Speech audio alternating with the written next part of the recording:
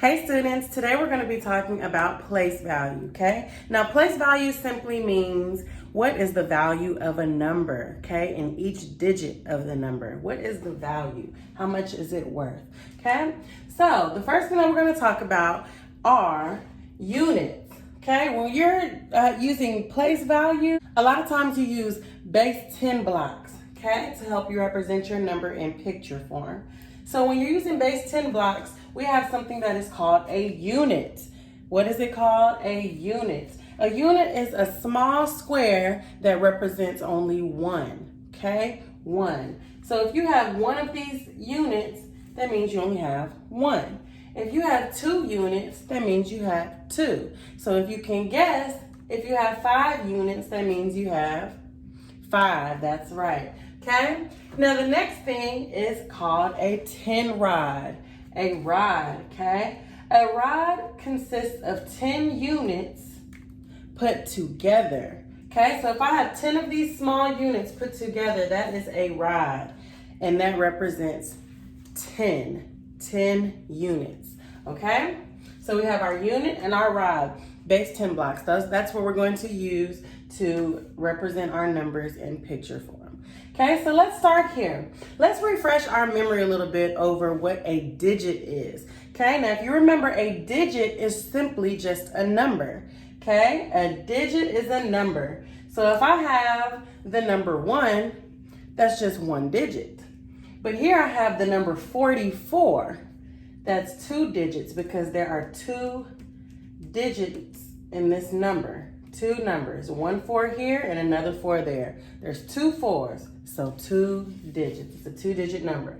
Okay, so now that we know that 44 is a 2-digit number, we know that we're only going to be using or figuring out what number or digit is in our tens place and what digit is in our ones place. Now remember, on the left side, we have our tens place on the left side. On the right side is our ones place, okay? The number farthest to the right side will always be your ones place, and then you go over 1 to the tens place, okay? So our ones place, let's underline it. This is our ones place. What digit do we see here in our ones place?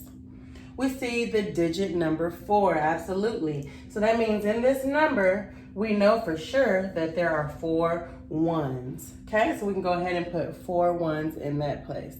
Okay, all right. Now for our tens place, let's go ahead and swoop over to the left and see what digit is in our tens place. Let's underline our tens place now. Our tens place also has what digit? The digit number 4. So we know that there are 4 tens, absolutely. So now we know in the number 44 for sure, just by figuring out our tens and our ones place, that there has to be at least 4 tens and there has to be at least 4 ones, okay? So now that we know that there are 4 tens and 4 ones, let's use our base 10 block knowledge to represent this number 44 in picture form. Okay, so I know that there are 4 tens. I'm going to use my 10 rods. How many of them am I going to draw? 4 of them, absolutely. So 1,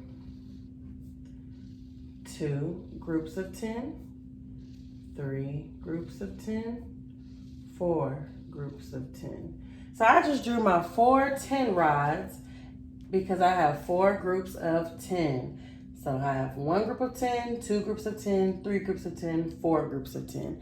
Now I'm going to draw my ones. Now for my ones, I will use the unit to represent my ones. How many units do I need to draw?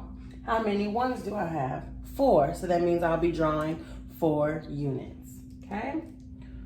1, 2, 3, 4. So now that I've drawn this number 44 in picture form, representing it using base 10 blocks, now we can go ahead and count. Now, whenever you have ones, it's safe to say you can automatically count by ones. Whenever you have tens, it is most efficient or the quickest way to count by tens, okay? Now let's practice counting by our tens. Ready? 10, 20, 30, 40, 50, 60, 70, 80, 90, 100. Okay? Now, we have 4 groups of 10s, so we're going to count our groups of 10 by 10s. All the way up until we get to our 1s, then we will count on. Okay? Ready? By 10s. 10, 20, 30, 40. Now, we stop counting by 10s at the last group of 10 because now we have 1s. So whenever we switch from 10s to 1s, we start counting on by 1s. So we left off here at 40. So this will be 41, 42, 43, and 44. Okay, so we represented our number 44 the same way that we represented it with our 10s and our 1s using our picture form, base 10 blocks. Okay, now let's go ahead and figure out what is our expanded form. Now remember, standard form is just the number. So writing the number 44 like this, that is standard form right there. Standard form is simply the number written, okay, written down. All right, now expanded form.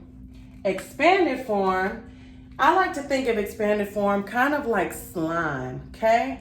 Now let's say I have a ball of slime in my hand. It would be great if I really did have slime, but since I don't, let's just pretend for a second. I have a ball of slime in my hand. If I want to expand the slime, that means I'm going to stretch that slime out as far as I can. Now I know a lot of you have played with slime before and you've stretched it out. When you do that, you are expanding your slime. Let's do the same thing with our numbers, okay? So let's imagine that this number 44 is a ball of slime and we're going to expand it. All right, so the way we do that is we first look at our place values. So we'll start by looking at our tens place. What digit is in our tens place? 4, absolutely. That means we have 4 groups of 10. So if 4 groups of 10, we're gonna count it out for expanded form. Ready? 10, 20, 30, 40. So we know that our 4 groups of 10 equals 40. We're gonna put that in our tens place under expanded form for our number sentence, okay? Now, let's go to our ones place. Now our ones place has what digit in the number? The number 4, or what digit in its place is the number 4, okay? So we're gonna come over to our ones and we're gonna count each unit by 1. Ready? 1, 2, 3, 4. Now we just simply keep this as 4, so you simply count them by 1s and drop that number in the ones place of your expanded form number sentence, okay? Now that we know 44 is 40 plus 4, 40 plus 4 has to equal what number? 44. Absolutely. And that is an expanded form. So just that quickly, we've represented this number in 3 different ways. We represented this number in standard form, right here. We represented this number in picture form, and we've represented this number in expanded form, okay? So standard form, picture form, and expanded form. We represented that number in 3 different ways. What I want you to do is I want you to go ahead and try the number 23 and the number 38 on your own. When you're finished, go ahead and upload it in Seesaw and I'll check it. Have a great day.